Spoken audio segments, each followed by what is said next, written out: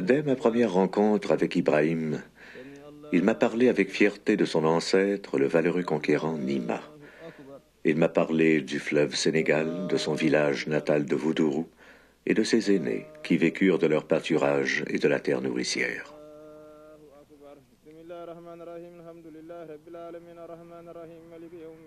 Mais aujourd'hui, dans ce pays limitrophe du désert, un autre conquérant ravage les terres.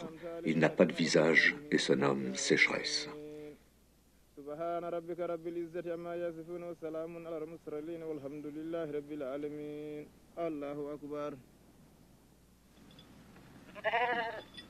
Samba Bada Tarakal Alhamdulillah Ba Jawantun Galadi Tarakal Ranbikum Tarakal Jonde Yetudum Gorni Allah. Confiant ses terres et ses biens à l'un de ses proches, Ibrahim sera le dernier des descendants de Nima à avoir vécu des bienfaits de la terre ancestrale.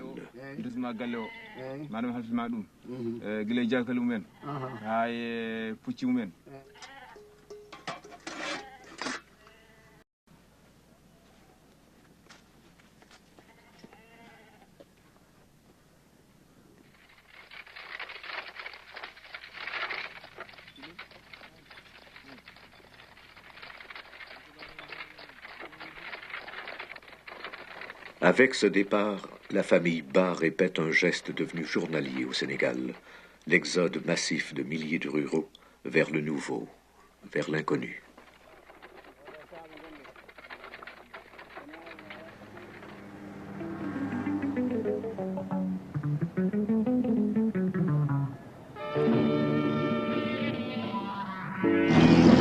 Développé en 1860 par le colonisateur français pour exploiter les matières premières, Dakar, même après l'indépendance, n'a cessé de s'agrandir pour devenir la capitale économique et industrielle du pays.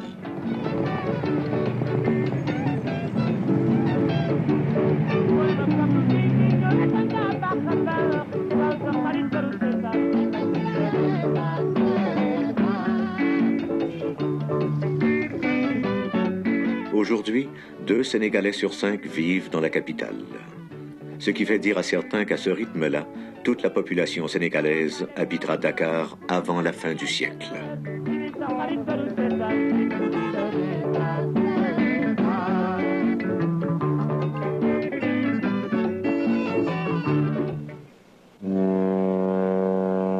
Actuellement, c'est difficile à Dakar de trouver du travail. J'ai essayé n'importe quel métier. J'ai travaillé au Môle 8 comme débarcadère. J'ai essayé d'être jardinier à Thiaroye. Ça n'a pas marché non plus.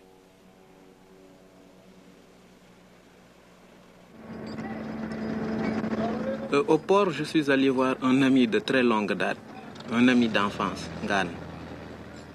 On s'est connus à l'école coranique. Quand je suis allé le voir, Ngane m'a donné beaucoup d'espoir.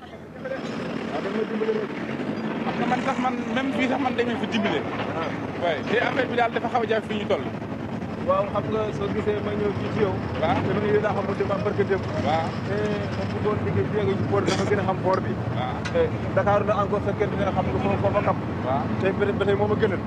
waaw waaye nag liggéey yow dinañ biir fii ci port bi. waaw loolu moo ma gënal. waaw ñu ànd comme xes nañu miinante. waaw déjà ñu liggéey di ànd moo gën mais. kii yëpp comme léegi nag dama ci sa bopp lool.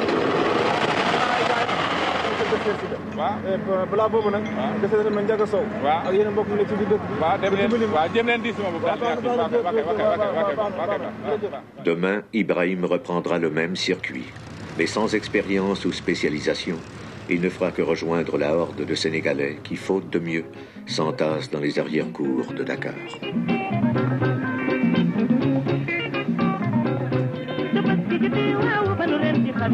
Prévu au départ pour des gens à faible revenu, le quartier de la Médina a été assailli par les nouveaux ruraux. Obligés de déborder ailleurs, ils ont pris d'assaut tout terrain laissé vacant, tout lot prévu comme future zone d'expansion.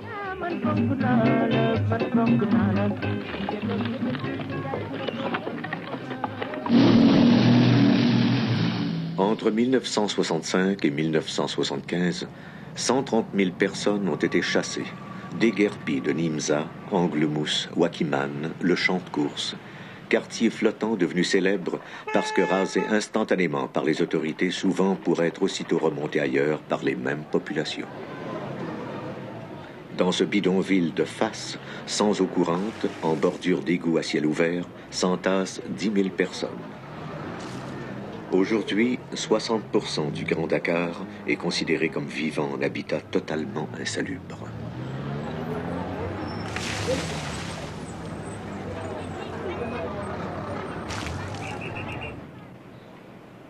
Dès 1964, le gouvernement a tenté de prendre les devants en créant la Société immobilière du Cap-Vert et l'Office des habitats à loyer modique. Alors que le but de ces mesures était de loger les plus démunis, il s'avéra très vite que pour être éligible à ces logements dits sociaux, il fallait gagner entre 400 et 1000 dollars par mois. Pour 30% des Sénégalais, ces loyers restent inaccessibles. La SICAP et l'OHLM ont donc permis d'y loger des cadres et des coopérants, laissant dans le besoin les plus nécessiteux des citoyens. Wow. Léegi nag papa moo ko yóbbaloon fii ci man fekk amul woon place indi ko fii ci man. Quand je suis arrivé à Dakar, je suis allé chez ma tante Bodjelba, la sœur de mon père. Elle habitait la SICAP. Alors, il m'a hébergé avec ma famille parce qu'il y avait une chambre de libre. Je suis resté là-bas 2 mois. Mais sa petite fille devait venir de Kaolack avec son mari. Alors, je ne pouvais plus rester.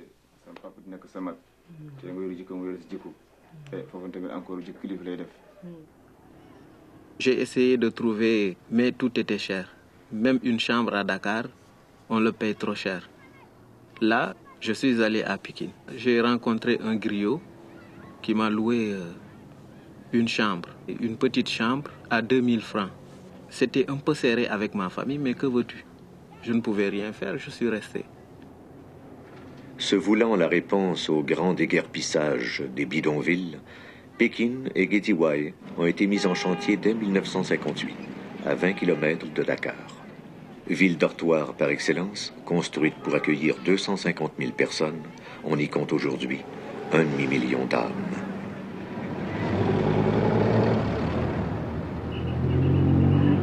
Si par cette initiative, on est arrivé à décongestionner le centre-ville, on avait du même coup isolé la main-d'œuvre, la meilleure marché. Aujourd'hui, tout travailleur habitant Pékin devra passer journalièrement entre 3 et 4 heures de son temps entassé à l'intérieur d'un autobus pour se rendre à Dakar. Un jour, sur Pikine Taliboumak, à côté du marché, j'ai rencontré mon ami Bilali. Et puis il m'a dit, pourquoi restes-tu chez les griots? Viens à Dalifort.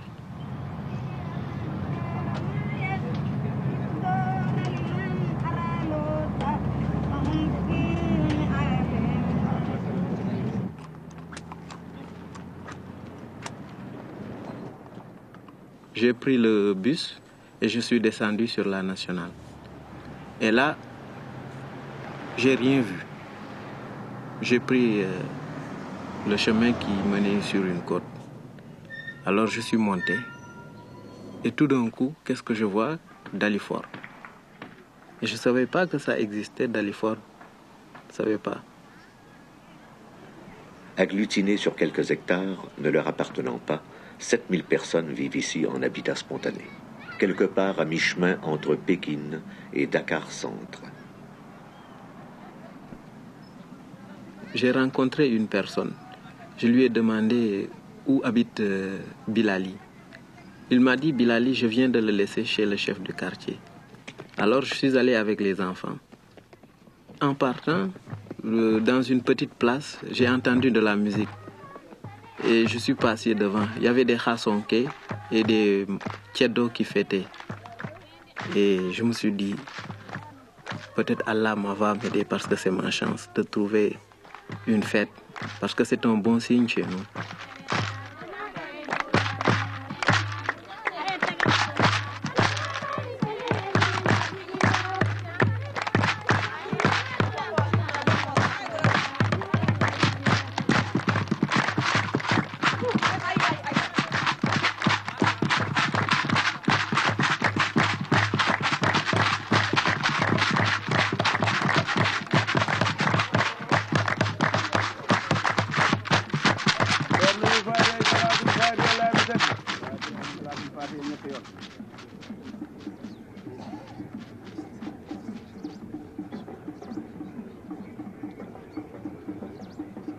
À ma grande surprise, je découvrais que Dalifort fonctionne comme un village traditionnel. Toute décision concernant la collectivité doit d'abord être discutée et débattue devant un conseil des notables.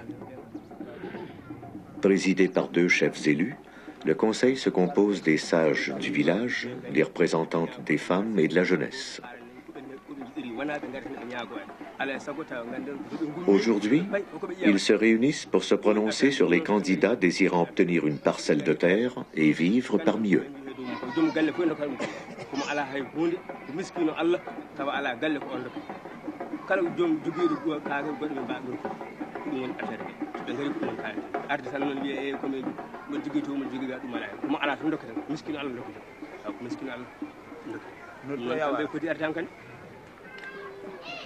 nag yéen notable yi wax jàngo léegi kon su fekkee ne yàlla àtt na ñëw na dafa war a nekk ni mu leen fekkee mu nekk ak yéen ci loolu mu jàppale leen ci dëkk bi bokk ànd ak yéen ngeen defar dëkk bi bokk di liggéey bokk di diisoo di dem di ñëw comme yàlla àtt na dafa ñëw amul dara te fu mu nekk mook njabootam ngeen fexe ba mu ànd ak yéen mu bokk nekk ak yéen ci parti bi bokk nekk ak yéen ci dëkk bi bokk liggéey ak ñoom wasalaam.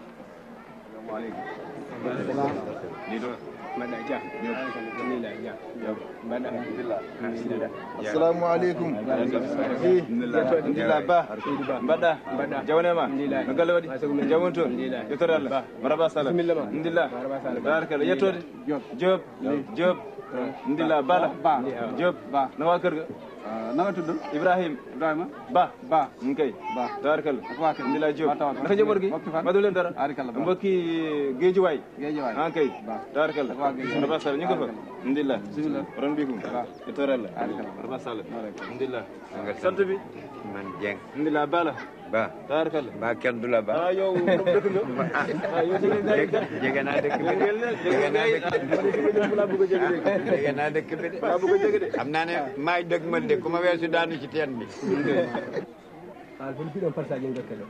ɗo min de min nan ɗum tan haɗum haala e wuuro he dokke walla kono jeeye walla holli ala min de nan tan ɓe mbi ndewnono hol gonnoɗo ga adan e on tuma dal on rokkirte kañum ladde ina yeewi te ala mo hoddi te kadi oɗo jiiɗa hoddiɓe kadi julɗo hono moɗon ya on tuma gari mi ñagoto galle ya on tuma dokkoto mbirmoɗo hodde e moɗon eɗen diwde Allah e nelaɗo muɗum min dokkat ɗo ko miskino Allah mo ganduɗa taw omo ɓesni omo jogui sukaɓe omo jogui rewɓe min dokki ɗum sibo Allah o wondira e men ɗo sibo Allah kala garowo ɗo noon ene haala min ko min nanata walla adda min golle goɗɗe walla. La réalité c'est que depuis quelque temps déjà le village a été découvert et paradoxalement il a été découvert par le président Léopold Sédar Senghor qui lors de ses déplacements fréquents par hélicoptère a localisé le village.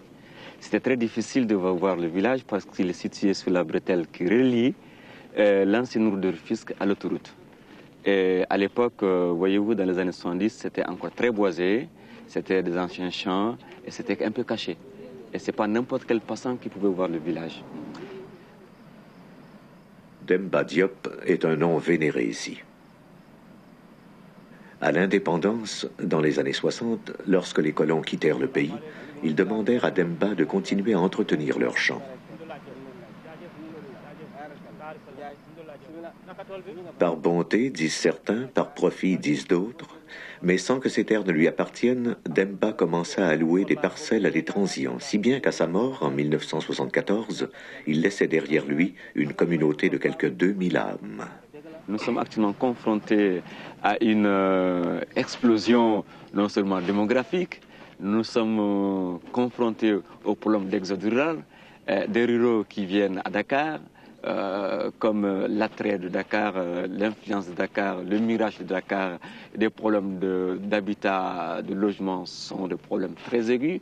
On a eu plusieurs fois à le souligner et ils vont là où ils trouvent facilement le logement.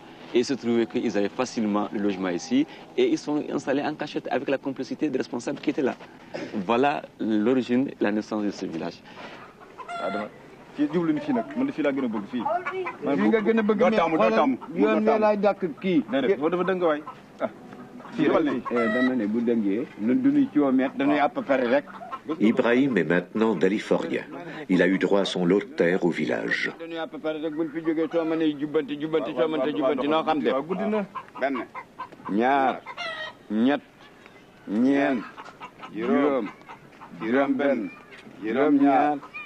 Le vieux sage Baradiagne a une tâche pour le moins ingrate.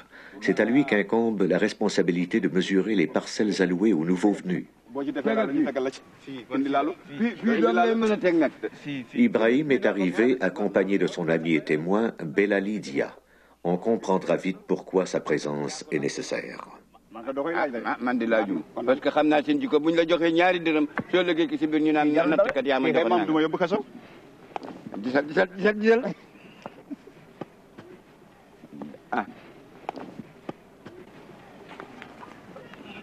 diggante fii ak fële fukki mètre ak ñaar la.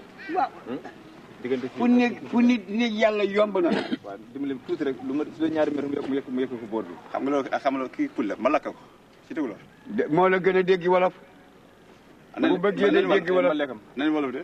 man nañ wolof kon mballekam mais du godi onon. awa hewde ɗo.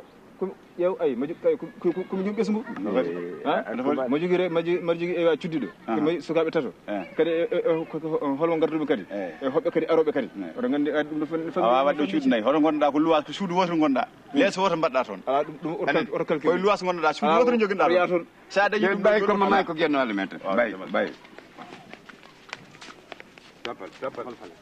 toppal li dama koy xatat toppal déedéet nii laa koy def du ma ñëw du ma ñëw lii doy déet lii doy bul yokk sa bopp de yaa ko yokk de man yokk kana boo demee kii mbokkam kii chef de quartier mbokkam chef de quartier bi lan fi amul chef de quartier bi chef de quartier bi ci këram la dogal mais fii noo fi dogal xam ñoom ñoo ko wax ñoo la ni ñu yokk ko déet kaay boo waxee loolu ñu delloo si ko Mais à Dalifort, on s'entraide. Ici, tout le monde s'entraide. Quand tu as besoin de quelque chose, tout le monde vient te donner un coup de main.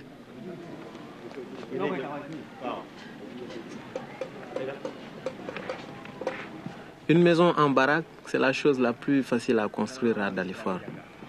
Tu achètes 4 murs, les fenêtres, la charpente, tout est déjà prêt.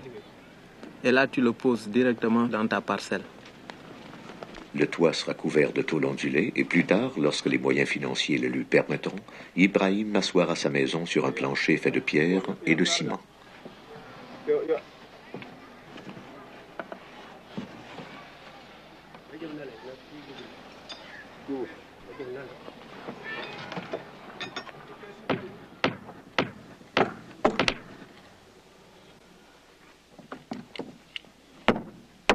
Et là, les amis sont venus vraiment me donner un coup de main. Elle m'a coûté environ 33 000 francs. C'est pas cher d'ailleurs, parce que si je l'avais fait construire par les charpentiers, ça m'aurait coûté beaucoup plus cher.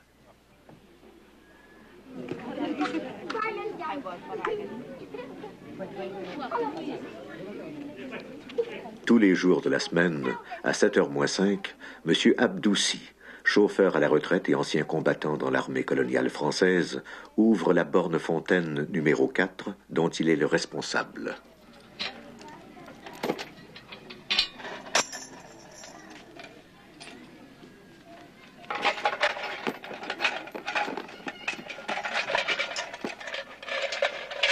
Lorsque Dalifort fut créé, on me raconte qu'on s'alimentait alors en eau potable à partir d'un seul puits laissé là par les colons.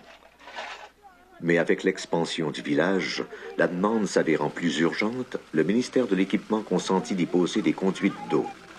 Les villageois construisirent pour leur part les bornes fontaines et en octobre 1981, lorsque l'eau se mit à couler des robinets, ce fut la fête pendant 2 jours à Dalifort.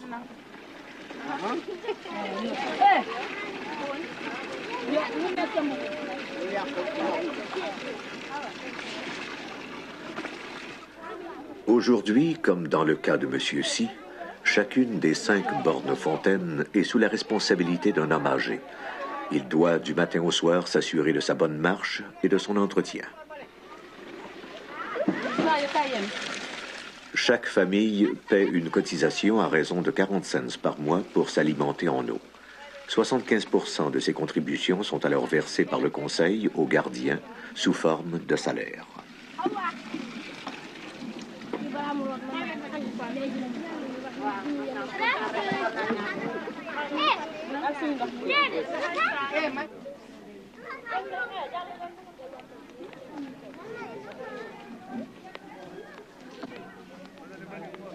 Construit avec des fonds donnés par les chefs de famille, entre 20 et 25 personnes viennent quotidiennement au dispensaire pour recevoir premiers soins, conseils prénataux et soigner des cas de dysenterie aiguë ou de paludisme.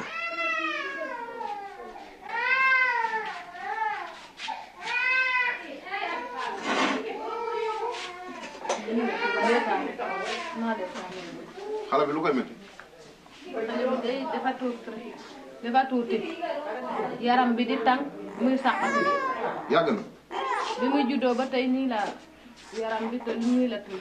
Soins et médicaments attribués à la population sont gratuits. Les 6 employés, infirmiers, sages-femmes et secouristes sont payés à même la caisse du village. L'infirmier chef permanent et un médecin en visite 3 fois par semaine sont quant à eux rémunérés par le ministère de la Santé.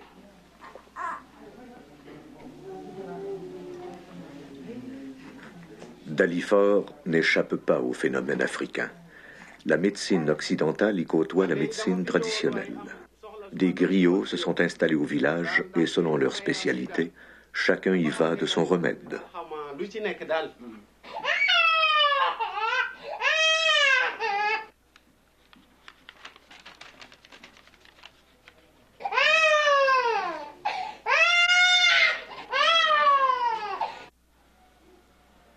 ah da ngaa doxoon a guddi. waaw waaw. nga doxoon guddi takkusaan. waaw. pënd moo la dugg. ah pënd de. pënd junne moo nekk fii. fii de. waaw moo dugg fii yàlla ñëw ci dënd bi indi ay kii yooyu. pënd la waaw.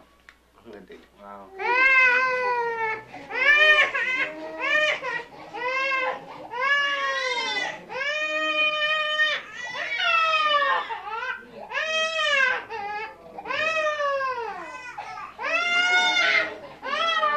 boo demee nga seeg tuuti ci ndox jox ko mu naan léegi bu ngoonee tàkkusaani suuf nga seelaat bi ci ndox tuuti jox ko mu naan bu subaa boo xëyee nga delloo.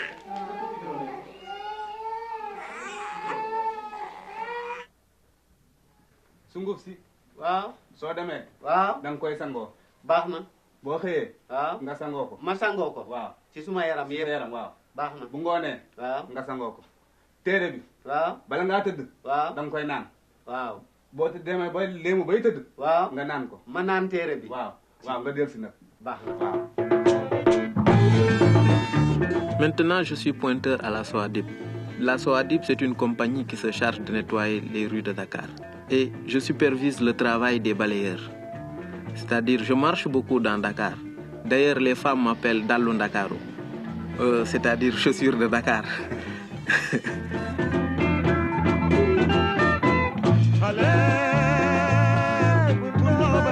Je vais voir les balayeurs s'ils ont bien accompli leur travail, si les ordures ont été bien ramassées, si les trous d'égout sont un peu dégagés aussi, surtout pendant l'hivernage.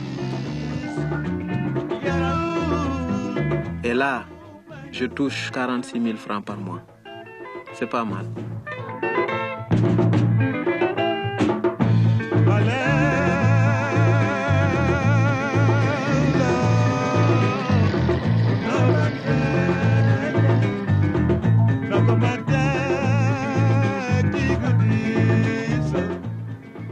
Au tout début de leur installation, les Daliforiens envoyaient leurs enfants dans les écoles avoisinantes.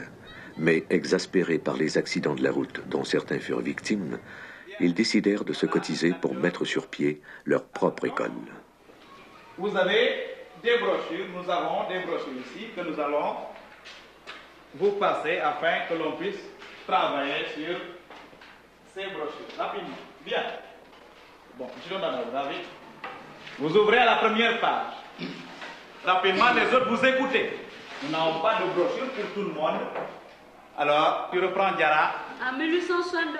12 élèves par livre Plus de 70 écoliers par classe, 3 à 4 par banc, 5 classes construites en bois dont une en dur, il est évident que les moyens restent inadéquats. Au trône et au litre de Dahomey du Cayor. Cependant, l'autorité coloniale est née du côté de l'intronisme du Daniel Damel sans l'unité Madjojo. Vous avez compris ce qu'il a lu? Non, c'est trop haché et la lecture n'a pas été trop bonne. Rapidement, tu reprends cette lecture. Vite. En 1852, vous écoutez bien. Lat Dior a 20 ans à la mort de son frère aîné. Il est successeur légitime au trône au titre de Daniel.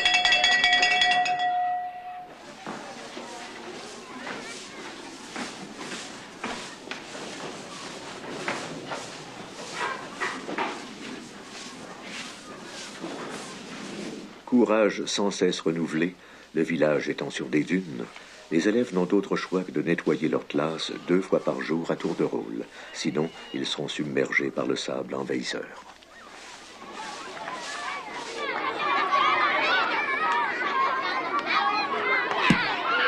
Malgré ces difficultés, Dalifort a aujourd'hui sa propre école, résultat d'une volonté collective de voir à ce que 500 enfants reçoivent un enseignement dispensé par des professeurs, tous payés par le ministère de l'Éducation nationale.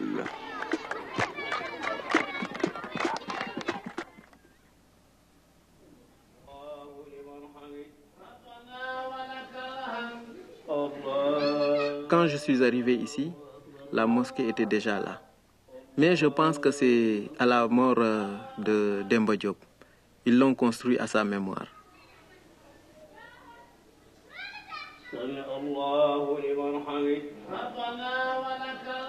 Chez nous, les musulmans, il y a plusieurs sectes. Les Mourides, les Tidjanes, il y a plusieurs sectes. Nous avons construit 2 autres mosquées pour ne pas apporter de la dissension entre les sectes. Et chacun peut prier où il veut, chez son marabout. Ces populations ont manifesté une certaine volonté de s'adapter à des conditions difficiles, conditions de logement. Ils l'ont démontré par la réalisation d'un certain nombre d'infrastructures. Ils ont réalisé l'adduction d'eau, ils ont construit une école, un dispensaire, et tout ça, ça émane de leur propre volonté. Ils n'ont pas attendu que l'État vienne vers eux. Ils n'ont pas tendu la main à l'État comme d'habitude. On a l'habitude de le faire. C'est pourquoi le cas de Dalifort est très intéressant. Ils ont tout fait. Il n'y a pas de village qui ait fait ça. Il y a des villages qui ont précédé Dalifort, des quartiers irréguliers qui ont précédé Dalifort, mais ils n'ont jamais eu cette initiative.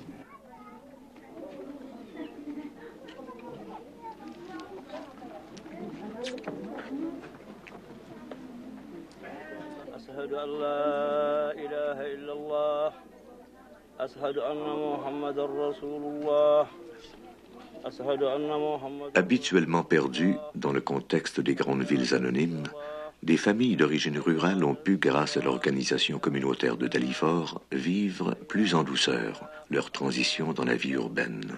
Allahu Akbar, la ilaha illallah. Allahu Akbar, ashhadu an la ilaha illallah.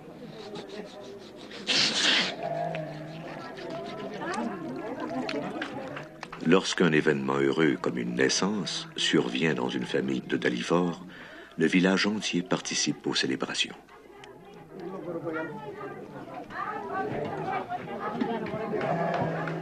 Laissant la mère se reposer, le comité des femmes achète les victuailles et prend en charge l'organisation des repas et les festivités.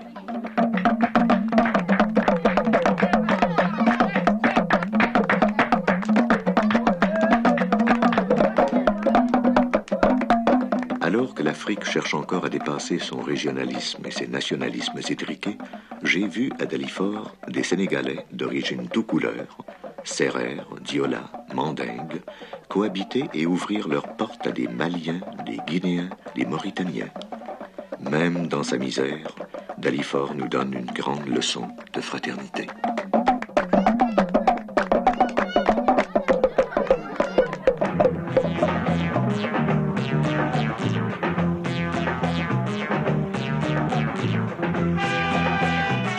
la télévision n'est pas encore là, les produits de consommation, par contre, sont déjà en place. Mais disons qu'ils ont été daliforisés.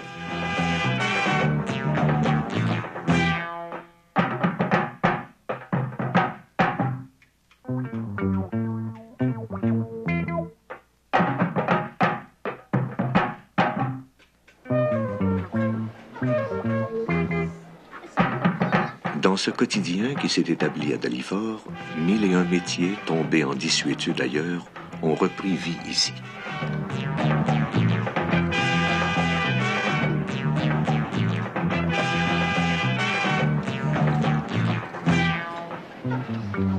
Établissant des échoppes mitoyennes à leur demeure, les habitants ont créé une économie interne et interdépendante qui leur est propre. Tauliers, charbonniers, coiffeuses, marchands de toutes sortes, tout un secteur informel a été mis sur pied. Échappant totalement au fisc, il permet cependant aux Daliforiens d'augmenter un tant soit peu le budget familial.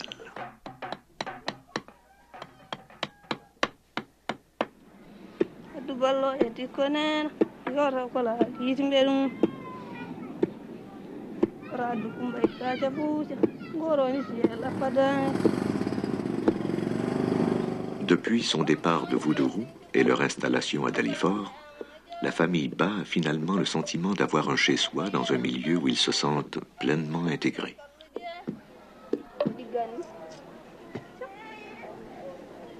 Panda est active au niveau du comité des femmes, alors qu'Ibrahim est devenu membre permanent du conseil des notables. Les enfants fréquentent l'école du village et nouvel événement dans la famille, Panda est enceinte.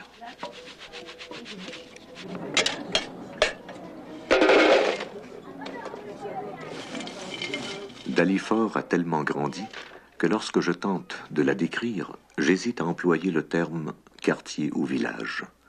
Pour les besoins de la cause, disons que Dalifort est un quartier en milieu urbain, vivant avec des valeurs traditionnelles villageoises.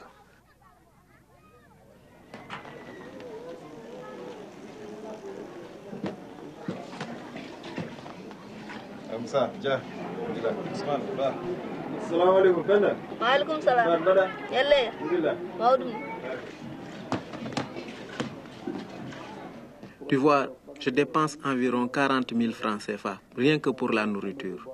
Pour acheter le riz, le sucre, le savon, le café. Et étant donné que je gagne 46 000 francs, il ne me reste pas gros. Alors de temps en temps, il faut qu'on s'habille aussi. Il faut que j'achète un boubou pour ma femme. Une chemise, c'est un minimum de 1000 francs. D'ailleurs, pour cela, ma femme raccommode tout le temps les vêtements de mes enfants.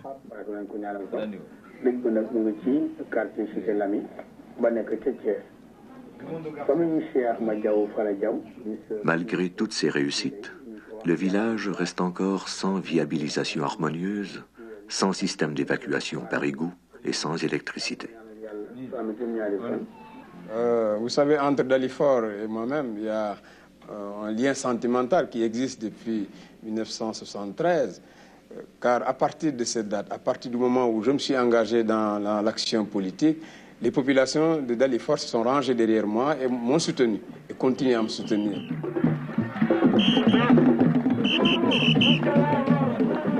Cette population de Dalifort manifeste un attachement particulier au Parti socialiste, car elle se rend compte que le Parti socialiste a beaucoup fait pour elle. Mamadou Diop étant le représentant des socialistes pour la région de Han, on a instauré au Conseil que pour s'établir à Dalifort, il fallait adhérer au Parti socialiste. C'est par des contacts permanents, aussi bien dans mon bureau que sur le terrain. En tant que responsable politique, j'avais le devoir d'encadrer ces populations, de les aider d'abord à se stabiliser, à se développer, à créer les structures nécessaires à leur vie quotidienne.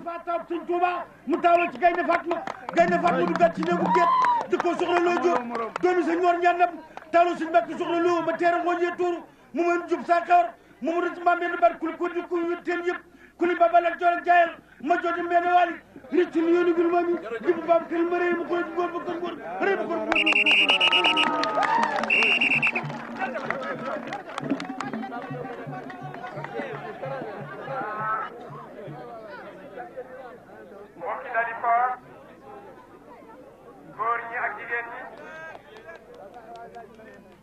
góor ñi ak jigéen ñi maa ngi leen di nuyu di leen gërëm gërëm bu amul ab ma ne li si waru gar ñun gouvernement bi ñun parti socialiste li si waru gar mooy ñu dimbali leen pour ñu defaraat dëkk bi pour ngeen bañ a ñëwee waa Yoff bañ a ñëwee waa Grand Yoff bañ a ñëwee waa Dakar ñu dimbali leen pour que lépp lu am Dakar moo fi école bi fi nekk nag yéen a daan seen doole taxawal ko ñu jàppale leen si dispensaire bi yéen a daan seen doole ñu jàppale leen mu taxaw ndox bi yéen a ko bëgg ñaan ko ñu jàppale leen si mu taxaw mais dañu bëgg a passé loolu defaraat mbedd yi boobu baax dispensaire bi kii li ñuy wax case de santé la mais dispensaire dëgg dinañ ko fi def incha allah ak leneen ak leneen bon nag ñàkku leen dara li des rek mooy ngeen continuer jàppale bi nga xamee ne moom ngeen ñu jàppale depuis 1973 nekk si parti bi nekk militant yoo xamee ne yu ñu ràññale si parti bi li ñu leen di ñaan mooy ngeen continuer si loolu ngeen continuer di ñu jàppale parce que ñun ku ñu jàppale kat dinañu la añal ma ne ku liggéey di nga añ liggéey di nga añ. Je peux dire qu'il s'agit de militants particuliers dans la mesure où ils sont toujours prêts à servir le parti. À chaque fois qu'on fait appel à eux, ils sont toujours présents les premiers. Ils s'organisent mieux et ils s'acquittent de leur contribution, de leur participation et également de leur cotisation annuelle. C'est la raison pour laquelle, pour le parti, pour le gouvernement, c'est un devoir d'aider cette population.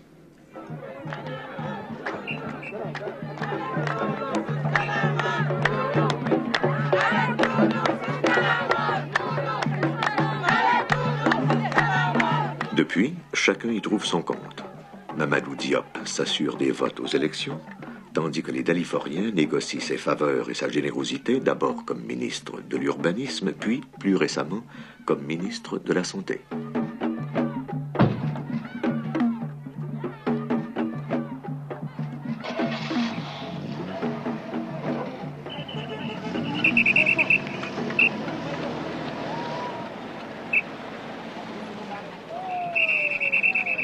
Ici, c'est la politique qui marche. C'est nous qui servons la politique. La politique ne sert rien. Tout est difficile ici, tout. Si tu cherches du travail, tu ne trouves pas. Surtout les jeunes de Dalifort. Est-ce que la vie est difficile ici à Dalifort? C'est assez difficile pour un étudiant quand même.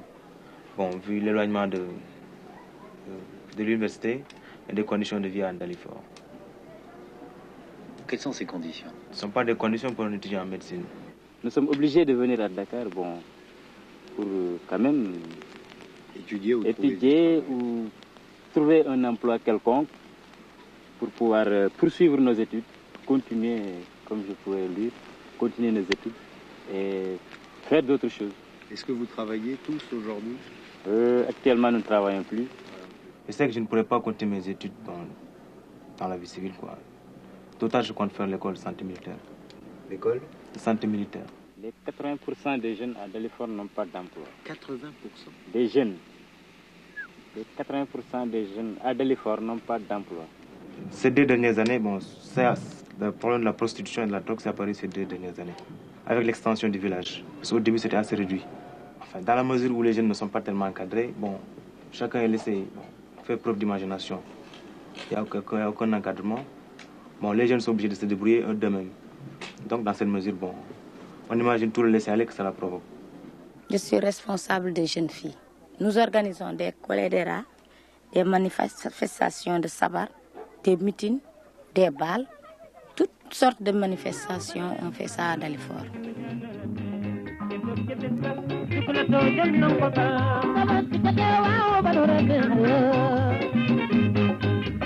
Les jeunes de Dalifort m'ont souvent exprimé leur frustration d'être coincés entre la tradition et un monde qui les refuse parce que sans statut social ou professionnel.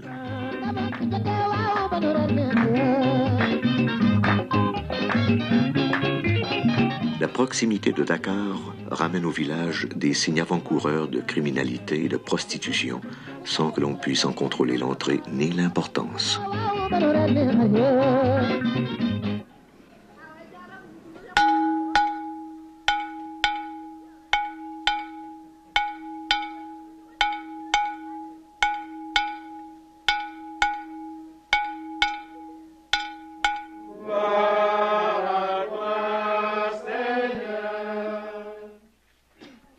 Toute la journée, Jésus avait parlé à la foule en parabole.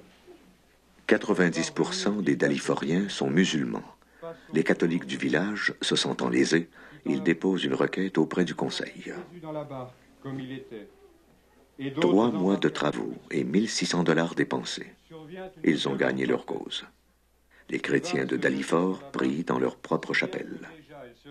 Tous les dimanches, un prêtre et les fidèles des maisons avoisinantes se retrouvent à la messe, tandis qu'en semaine, les voix d'enfants apprenant le catéchisme retentissent dans les locaux vétustes. Donc, pour que même le vent et la mer lui obéissent. Acclamons la parole de Dieu. Louange à toi,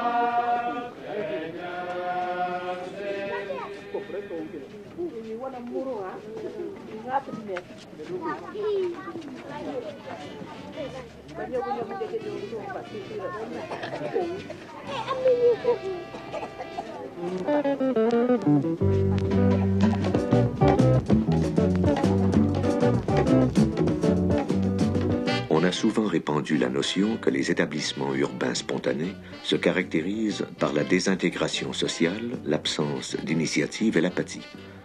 Anne Dalifort a prouvé le contraire. Africa, Africa, oui Africa, lingajo et maintenant, allez maintenant, Africa, Africa, oui Sidibé, Africa, lingajo et maintenant, yeah.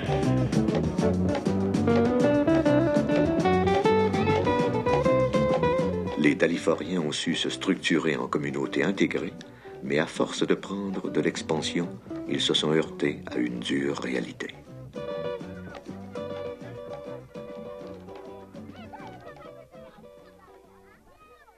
Les responsables du village ont continué, tant bien que mal, à céder, à attribuer des lots aux gens qui venaient demander. Alors, ils ne se rendaient pas compte que le terrain n'appartenait pas à l'État, ce n'est pas des terrains de domaine national, il n'y a en fait que 2 titres fonciers qui appartiennent à l'État. Et ces 2 titres fonciers, c'est sur ces 2 titres fonciers que le village a pris naissance.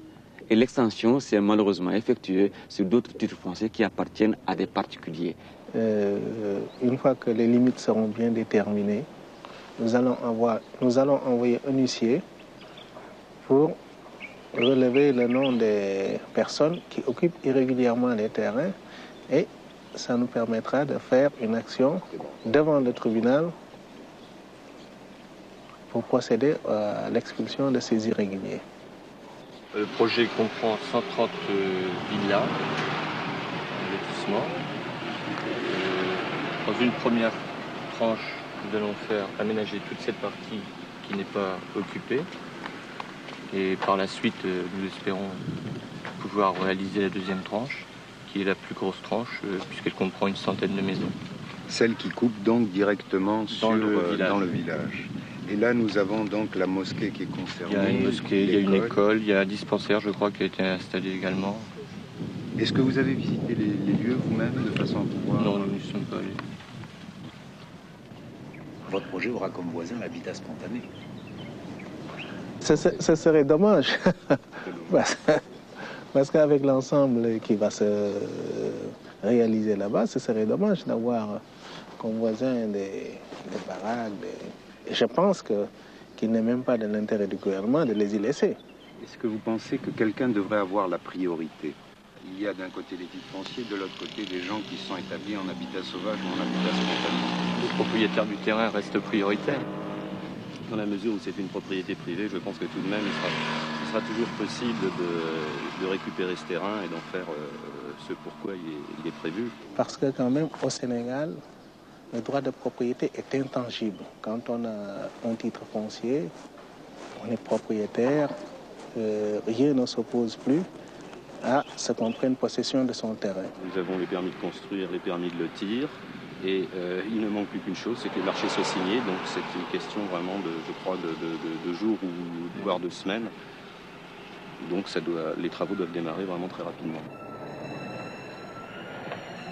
Abandonnés par des colons, mais rachetés par des spéculateurs sénégalais, ces titres fonciers n'avaient intéressé que peu de gens pendant longtemps. Quelle est la nature de ce mot, maman? Monsieur. Ce n'est que vers la fin des années 70 que ces terrains, de par leur proximité avec Dakar, commencèrent à acquérir de la valeur. Au début, les transients s'étaient installés en habitat sauvage. Ils espéraient, en s'agrandissant, que l'État qui s'était approprié 2 titres fonciers en ferait tout autant avec les terrains avoisinants.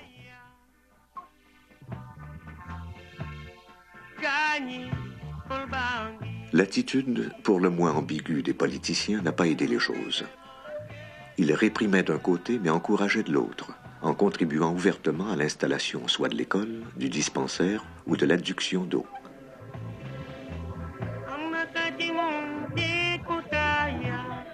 Aujourd'hui, nous sommes les témoins d'une confrontation. Spéculateurs d'un côté, daliforiens de l'autre. Chacun se bat pour un objet de convoitise dont il ne peut ressortir qu'un seul gagnant. Le problème de Dalifort est un problème très difficile et nous combattons systématiquement les occupations anarchiques et irrégulières. Et même si le gouvernement prend la décision de maintenir Dalifort, il n'est pas dit que toutes les occupations irrégulières seront maintenues. Alors là, vraiment, nous sommes catégoriques dessus. Il y a une loi, il y a des textes, il y a des plans d'urbanisme, il faut sauvegarder l'avenir. Ce serait facile de venir s'installer quelque part et dire attention, le gouvernement va régulariser. Alors là, le gouvernement ne va pas régulariser. Bonam mbooloo mi niñ ko doon defee toujours su dara yëngatoo monsieur Macky Sall inspecteur de l'urbanisme dina fi ñëw dikk na fi tey bon nag am na lu yëngatu am na lu xew te comme lu defu waxu Macky ngi nii toog et pour toppatoo ji loolu ak ñi nga xam ne ñoo dëkkee Hann Dalifort notable yi nga xam ne ñoo dëkkee Hann Dalifort moom la Macky Sall convoqué pour di nga waxtaan ak ñoom ci boobu xew-xew bon nag monsieur Macky Sall ñu ngi lay déglu say intervention. mbooloo mi salaamaaleykum ngeen baal ma nag suma wolof bi leerul kon nag dinaa wax ci tukulóor soo dinaa ko traduire ngandon on jogi onon woni e nder situation ne yéen ci seen bopp ngeen xam ne yéen a ngi ci biir dëkkuwaay situation o ganda so hande so ɗum gummo walla o gummotako nee na ngeen xam ne yéen a ngi ci biir mbir moo xamee ne xamu leen tey ngeen jóg xamu leen ëllëg ngeen jóg so tawi wiyama kadi oɗon ngara oɗon ɓeyda hunde ne bu fekkee ne nag yéen da ngeen a toog ngeen ne yéen a ngee dolli o ngala yamirore laamu nee na amu leen kenn ku leen ndigal ci nguur gi so yimɓe fof ummima yi ene maha ɗo ɓe yiiɗi fof walla juɗɗina barak ɗo yiiɗi fof nee na bu fekkee ne nit ñëpp dañoo toog rek fu neex waay mu tabax walla nga teg barak fu la neex nden kay min artam yaata ne kon fu ñuy jëm ɗum noon komi tagi mi ari mi haalani ɓe ne loolu moo tax mu dikk ci yéen di leen ko wax pour que mi ɓama décision ne ndax moom ci bopp mu jël ci benn décision pour no solution no heɓirta hen ndax mbir mi nañu koy war a jote bu soxlaa bu yóbboo feneen moo xam waaye li ñuy ñaan moomuñu ko tey moomuñu ko ëllëg jaayuñu defuñu dara dañu dëkk rek dimbale ñu ngir yàlla ak yonent bi ak sa ministère mu dimbale ñu wax dëkk bi sax te ñu lotise ko loolu la ñuy ñaan bisimilah ngeen baal ma. Maintenant, qui a priorité? Est-ce que c'est le propriétaire du titre foncier qui est prioritaire et qui envisage en réalité de construire un programme d'habitat? Ou bien est-ce que c'est ce village qui est prioritaire? La réponse ne dépend pas de moi. Ce sont les autorités supérieures qui doivent se prononcer.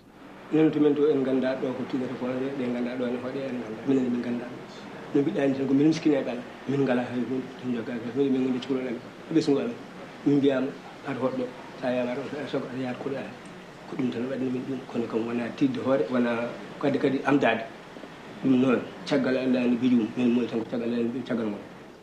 donc so tawi eggude na woodi egginte ko garɗo hoɗe galle janano on egginte an min mbawi réglirde ɗum fof taw musani no feewi mamin mbaɗ ɗum kono ko neɗɗo wawa. Le ministre nous a parlé. Il nous a dit que ceux qui sont actuellement sur les titres fonciers de l'État peuvent rester, mais tout le reste doivent déménager. Ça veut dire plus de la moitié du village qui vont quitter.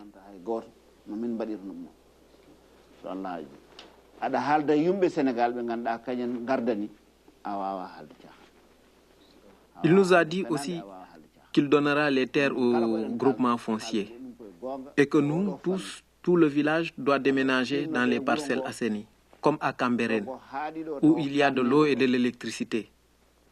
Mais seulement s'il le fait, on ne sera plus ensemble comme avant.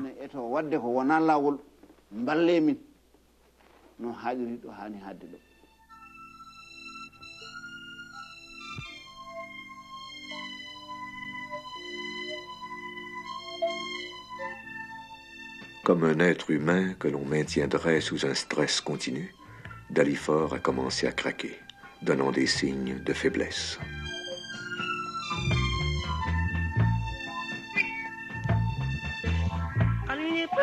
Ce qui paraissait improbable, voire inadmissible, au moment où nous engagions la recherche de ce film, est devenu une réalité à la fin du tournage.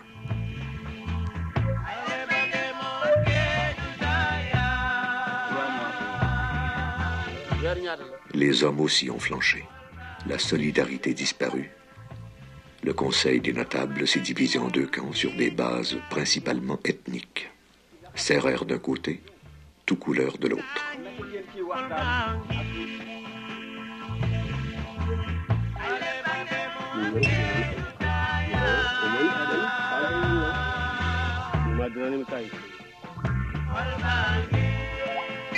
Dalifort est-il en voie de devenir un autre bidonville?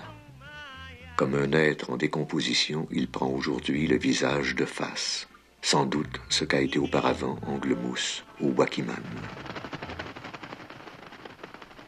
Le problème d'urgence actuellement auquel on est confronté, des propriétaires qui sont pressés de récupérer leurs titres fonciers, des habitants qui sont là, qui sont dans l'inquiétude, qui sont vraiment tendus actuellement, qui ne savent pas sur quel pied danser, et l'État en face de tout cela. Maintenant, Dalifort est une expérience. Parce que de tout le temps, les solutions ont été des solutions de la SICAP, des solutions par l'OHLM, et tout récemment, une solution des parcelles assainies qui sera peut-être la solution de l'avenir. Mais pour une fois, ne pas faire déguerpir un quartier, le régulariser, et je pense que ça rentre dans le cadre de la politique de l'État en matière d'aménagement des villages traditionnels, mais aussi de certains quartiers qui sont sains. Lorsque j'ai demandé au vieux Bara de quoi il rêve pour son village, il m'a parlé d'un Dalifort construit en dur, avec électricité, route pavée, mairie, centre sportif et un cimetière pour pouvoir enfin mourir en paix chez soi avec les siens.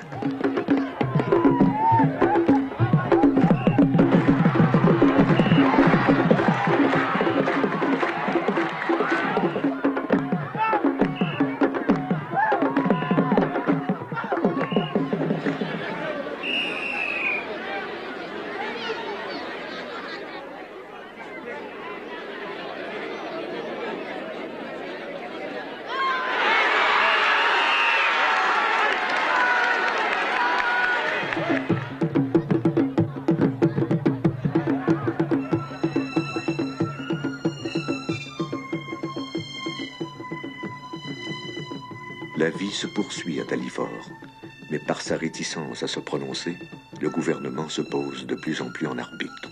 Maintenant dans l'incertitude d'une population de 7000 personnes d'un côté et de l'autre des spéculateurs qui n'attendent qu'un signe pour planter leurs pelles mécaniques dans le sable.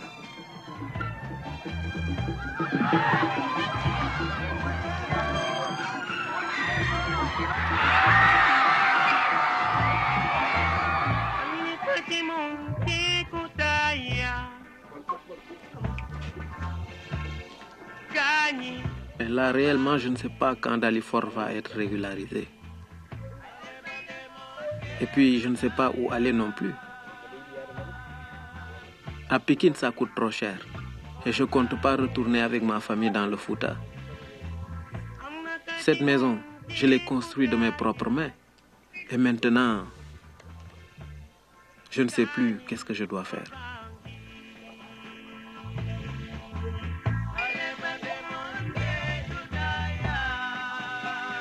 Le gouvernement semble en partie avoir fait un choix.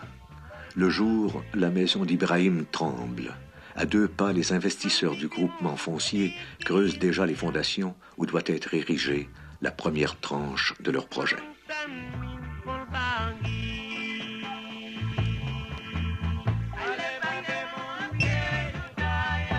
Au village, la nuit, on ne dort plus que sur une seule oreille.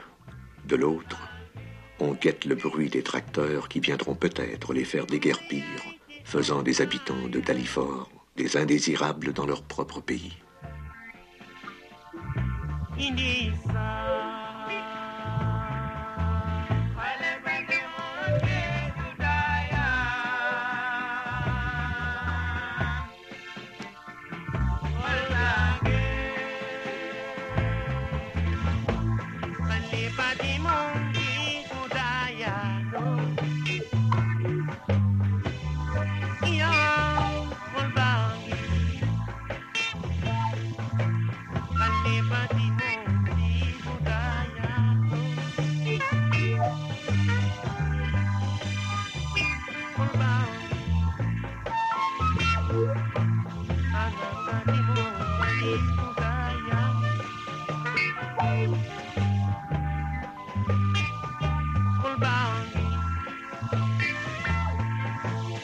Anak di